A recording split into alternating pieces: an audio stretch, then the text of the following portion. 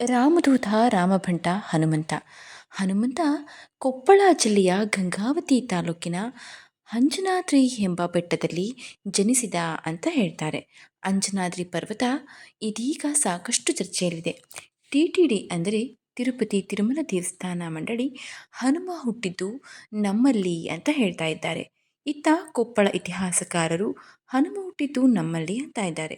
ಅಷ್ಟಕ್ಕೂ ಹನುಮ ಹುಟ್ಟಿದ ವಿವಾದ ಏನು? ಹನುಮ ಹುಟ್ಟಿದ್ದು ಎಲ್ಲಿ? ಕೊಪ್ಪಳ ಜಿಲ್ಲೆ ಕಿಷ್ಕಿಂದೆ ಹನುಮ ಹುಟ್ಟಿದ ಸ್ಥಳ ಎಂದು ಹೆಸರುವಾಸಿಯಾದಂತಹ ಪ್ರದೇಶ. ಕಿಷ್ಕಿಂದ ಅಂದರೆ ಸಂಸ್ಕೃತದಲ್ಲಿ ಇಕ್ಕಟ್ಟಿನ ಪ್ರದೇಶ ಅಂತ ಅರ್ಥ. ಹನುಮ ಹುಟ್ಟಿದ ಕೊಪ್ಪಳ ಜಿಲ್ಲೆ ಅಂಜನಾದ್ರಿ ಕೂಡ ಇಕ್ಕಟ್ಟಿನ ಪ್ರದೇಶ. ಸುಮಾರು 576 ಮೆಟ್ಟಿಲನ್ನು ಹತ್ತಿ ಹನುಮನ ದರ್ಶನ ಪಡೆಯಬೇಕು ಭಕ್ತರು. ಸ್ನೇಹಿತರೆ, ಹಾಗಾದರೆ ಬನ್ನಿ ಇವತ್ತಿನ ವಿಡಿಯೋದಲ್ಲಿ ಹನುಮಂತ ಹುಟ್ಟಿದ ಪ್ರದೇಶ ಯಾವುದು ಅಂತ ತಿಳಿದುಕೊಳ್ಳೋಣ. ಕೊಪ್ಪಳ ಜಿಲ್ಲೆ ಕಿಷ್ಕಿಂಧ ಪ್ರದೇಶ ಅಂಜನಾದ್ರಿಯಲ್ಲಿ ಹನುಮ ಹುಟ್ಟಿದ ಅನ್ನೋದಕ್ಕೆ ಅನೇಕ ದಾಖಲೆಗಳು ಇವೆ. ಅಲ್ಲದೆ ಉತ್ತರ ಭಾರತ, ದಕ್ಷಿಣ ಭಾರತದಿಂದಲೂ ಭಕ್ತರು ಹನುಮನ ದರ್ಶನಕ್ಕಾಗಿ ಇಲ್ಲಿಗೆ ಆಗಮಿಸ್ತಾರೆ.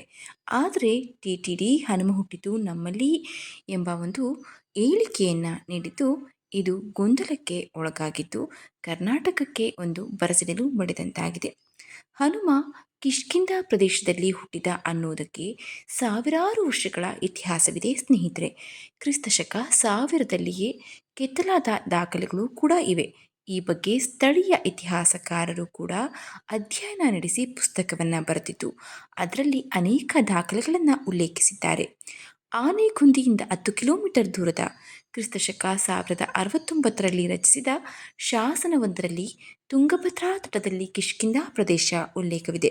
ಪಶ್ಚಿಮಕ್ಕೆ 20 ಕಿಲೋಮೀಟರ್ ದೂರದಲ್ಲಿರುವ ಕ್ರಿಸ್ತಶಕ 1088ರ ಶಾಸನದಲ್ಲಿಯೂ ಕಿಷ್ಕಿಂಧೆಯ ಉಲ್ಲೇಖವಿರುವುದನ್ನು ಗಮನಿಸಬಹುದು.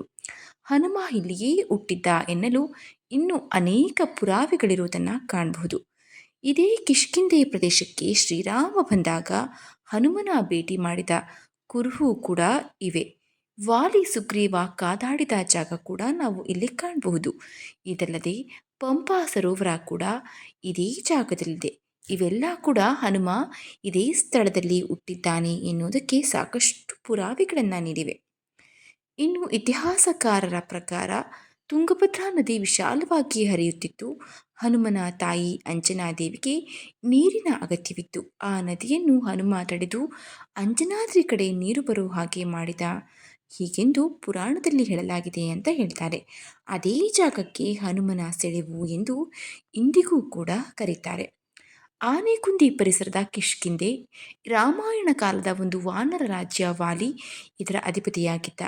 ರಾಮಾಯಣದಲ್ಲಿ ಆನೆಗುಂದಿ ಭಾಗದ ಅನೇಕ ಪ್ರದೇಶಗಳ ಉಲ್ಲೇಖವಿರುವುದನ್ನು ಕಾಣಬಹುದು. ಇದಕ್ಕೆ ಸಂಬಂಧಿಸಿದ ದಾಖಲೆಗಳು ಕೂಡ ಇವೆ. ಜಾನಪದದಲ್ಲೂ ಕೂಡ ಇದರ ಉಲ್ಲೇಖವಿದೆ. ಸಾವಿರಾರು ವರ್ಷಗಳಿಂದ ಹನುಮ ಹುಟ್ಟಿದ್ದು ಇದೇ ಅಂಜನಾದ್ರಿಯಲ್ಲಿ ಎಂಬ ನಂಬಿಕೆ ಕೂಡ ಇದೆ. ಸ್ನೇಹಿತರೆ, ಇಷ್ಟೇ ಅಲ್ಲದೆ ಹನುಮ ಹುಟ್ಟಿದ ಈ ಒಂದು ಸ್ಥಳಕ್ಕೆ ಜಾನಪದ ಹಾಡೊಂದು ಕೂಡ ಸೇರಿಕೊಂಡಿದೆ. ಆಡುವ್ಯಾಗ ಅಂಜನಾದೇವಿ ಹನುಮನ ಅಡದಾಳೋ, ತೊಡೆ ತೊಳೆಯಾಕೆ ನೀರಿಲ್ಲ, ಬಾಲ ಹನುಮ ಬೆಟ್ಟವನ್ನ ಹಿಡಿದು ಹೊಳೆಯ ತಿರುವ್ಯಾನು ಎಂಬ ಸಾಲುಗಳು ಸ್ಥಳೀಯ ಜಾನಪದ ಗೀತೆಯಲ್ಲಿ ಉಲ್ಲೇಖವಾಗಿವೆ. ಈ ಸಾಲುಗಳು ಕೂಡ ಕಿಷ್ಕಿಂಧೆಯಲ್ಲಿ ಹನುಮ ಜನಿಸಿದ ಅನ್ನೋದನ್ನು ನಮಗೆ ತಿಳಿಸುತ್ತೆ. ಸ್ನೇಹಿತರೆ, ಹೀಗಾಗಿ ಹನುಮ ನಮ್ಮ ಕರ್ನಾಟಕದ ಹೆಮ್ಮೆ. ಹಂಪೆ ಕಿಷ್ಕಿಂಧೆಯಲ್ಲಿ ಜನಿಸ್ತಾನೆ ಅನ್ನೋದನ್ನು ಬಲವಾಗಿ ಹೇಳ್ತಾ ಇದೆ. ವಾಲಿ ಮಹಾರಾಜ ವಾಸ ಮಾಡ್ತಾ ಇದ್ದಂತಹ ವಾಲಿ ಇಂದಿಗೂ ಅಂದರೆ ವಾಲಿ ಮಹಾರಾಜ ವಾಸ ಮಾಡ್ತಾ ಇದ್ದಂತಹ ವಾಲಿಯ ಗುಹೆ ಇಂದಿಗೂ ಇಲ್ಲಿದೆ. ಇಲ್ಲಿ ವಾಲಿ ಭಂಡಾರ ಕೂಡ ಇದೆ. ವಾಲಿ ಮಹಾರಾಜ ಇಡೀ ಸಂಪತ್ತನ್ನು ಇಲ್ಲೇ ಕೂಡಿಟ್ಟಿದ್ದ. ಇಲ್ಲಿಯೇ ಪಂಪಾ ಸರೋವರ ಇದೆ. ಸ್ಕಂದ ಪುರಾಣದಲ್ಲಿ ಪಂಪಾ ಸರೋವರದ ಉಲ್ಲೇಖ ಕೂಡ ಇದೆ. ಪಂಪಾಂಬಿಕಾ ವಿರೂಪಾಕ್ಷ ದೇವರನ್ನ ವಿವಾಹವಾಗುವ ಮುಂಚೆ ಇಲ್ಲಿಯೇ ತಪಸ್ಸು ಮಾಡಿದರು ಎನ್ನುವ ಐತಿಹ್ಯ ಕೂಡ ಇದೆ. ರಾಮಾಯಣ ಕಾಲದಲ್ಲಿ ಪಂಪಾ ಸರೋವರದ ಉಲ್ಲೇಖವಿರುವುದನ್ನು ರಾಮಾಯಣವನ್ನು ಓದುವಾಗ ನಾವು ಕಾಣಬಹುದು. ತಿರುಪತಿ ತಿರುಮಲದಲ್ಲಿ ಯಾವುದೇ ನದಿ ಇಲ್ಲ. ಇದರ ಜೊತೆಗೆ ತುಂಗಭದ್ರಾ ನದಿ ತೀರದಲ್ಲಿ ವೆಂಕಟಾಪುರ ಬಳಿ ವಾಲಿದಿಬ್ಬ ಇದೆ. ವಾಲಿಯನ್ನು ರಾಮ ಸಂಹರಿಸಿ ಸಂಸ್ಕಾರ ನಡೆಸಿದ ಜಾಗ ಇದು ಎಂದು ಹೇಳಲಾಗುತ್ತೆ. ಸೀತೆಯನ್ನು ಹುಡುಕಿಕೊಂಡು ರಾಮ ಲಕ್ಷ್ಮಣ ಇಲ್ಲಿ ಬಂದ ಕುರಿತು ಪುರಾಣಗಳಲ್ಲಿ ಉಲ್ಲೇಖವಿದೆ. ಅಂಜನಾದ್ರಿ ಪರ್ವತ ಅತ್ಯಂತ ಖಚಿತವಾಗಿ ಹನುಮನ ಜನ್ಮಸ್ಥಳ ಎನ್ನಲು ಪರ್ವತದಲ್ಲಿ ಇಂದಿಗೂ ಹನುಮನಹಳ್ಳಿ, ರಾಮಾಪುರಗಳಿವೆ. ಅಂಜನಹಳ್ಳಿ ಅಂಜನಾದೇವಿ ಮೂಲದವರಾಗಿದ್ದು ಬೆಟ್ಟದ ಮೇಲೆ ಆಂಜನೇಯನ ಜನನವಾದ ಕಾರಣ ಆ ಬೆಟ್ಟಕ್ಕೆ ಅಂಜನಾದ್ರಿ ಬೆಟ್ಟ ಎನ್ನುವ ಹೆಸರು ಕೂಡ ಇದೆ. ಇನ್ನು ಕಿಷ್ಕಿಂಧ ಕಾಂಡದ ಎಲ್ಲ ಘಟನೆಗಳು ಕೂಡ ನಡೆದಿದ್ದು ಆನೆಗುಂದಿಯ ಭಾಗದಲ್ಲೇ. ಇದಕ್ಕೆ ಅನೇಕ ದಾಖಲೆಗಳು, ಪುರಾತತ್ವ ದಾಖಲೆಗಳು, ಗವಿಯ ಚಿತ್ರಗಳು ನಂಬಿಕೆಗೆ ಸಾಕ್ಷಿಯಾಗಿವೆ.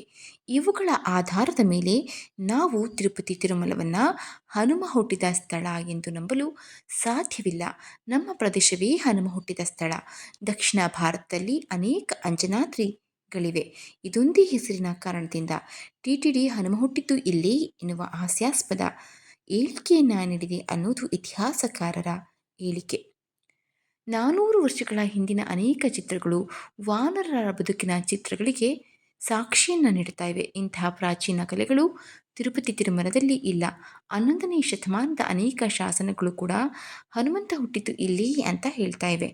ರಾಮಾಯಣ ಕಾವ್ಯದಲ್ಲಿ ಉಲ್ಲೇಖವಾಗಿರುವ ಕಿಷ್ಕಿಂಧ, ಅಂಜನಾದ್ರಿ ಪರ್ವತಗಳ ಕುರಿತು ಆನೆಗುಂದಿ ಸುತ್ತಮುತ್ತಲಿನ ಪ್ರದೇಶದಲ್ಲಿ ಇಂದಿಗೂ ನಾವು ಕಾಣಬಹುದು.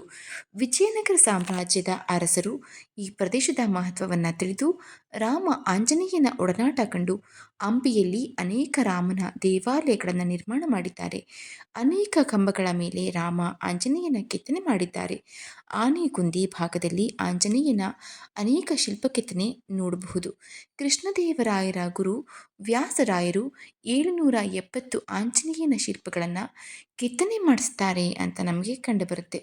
ಸ್ನೇಹಿತರೆ, ಈ ಎಲ್ಲ ಒಂದು ಪುರಾವೆಗಳನ್ನು, ಸಾಕ್ಷಿಗಳನ್ನು, ದಾಖಲೆಗಳನ್ನು ಗಮನಿಸಿದಾಗ ನಮಗೆ ತಿಳಿಯೋದೊಂದೇ, ರಾಮನ ಭಕ್ತ, ರಾಮದೂತ, ರಾಮಭಟ್ಟ ಹನುಮಂತ ಜನಿಸಿದ್ದು ನಮ್ಮ ಹೆಮ್ಮೆಯ ಕರ್ನಾಟಕದಲ್ಲಿ ಎನ್ನುವುದು.